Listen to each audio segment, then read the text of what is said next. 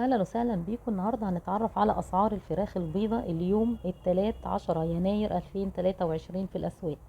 بس قبل ما نبتدي ما ننساش نصلي على النبي، وما ننساش اللايك والاشتراك في القناة وتفعيل الجرس عشان اي فيديو جديد او عروض جديدة توصل لكم ان شاء الله. طبعا عشان احنا عارفين ان الاسعار يوم غالي ويوم رخيص، فالنهارده كيلو الفراخ البيضة ب60 جنيه، وكمان الفراخ البلدي الكيلو ب70 جنيه. كمان في الفراخ البانيه الكيلو ب130 جنيه، والشيش طاووق الكيلو ب125 جنيه. كمان في الفراخ البلدي الفيومي الكيلو ب70 جنيه، وفي كمان الفراخ العتائي الكيلو ب63 جنيه، وفي كمان البط البلدي الكيلو ب73 جنيه. كمان في جوز الحمام ب75 جنيه. كمان الكيلو الرومي ب80 جنيه. وكمان الأرانب، في الأرانب ب75 جنيه للكيلو. كمان في الفراخ البانيه ب135 جنيه، وفي كمان ب140 جنيه.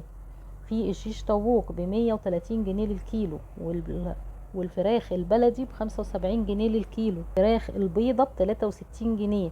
جوز الحمام ب85 جنيه. في البط البلدي ب75 جنيه للكيلو. في الفراخ العتائي ب68 جنيه للكيلو. في الرومي ب85 جنيه للكيلو. وفي الأرانب ب75 جنيه للكيلو. في كمان أسعار الكتاكيت، الكتكوت الأبيض اللي هو عمره يوم ب20 جنيه وربع.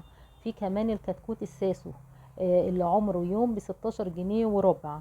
دي أسعار الفراخ والكتاكيت. في أسعار البيض النهاردة، في البيض الأحمر ب87 جنيه للكرتونة، وفي كمان ب88 جنيه.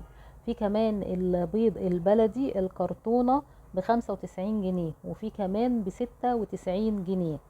في كمان طبق البيض الأبيض ب84 جنيه، وفي ب96 جنيه.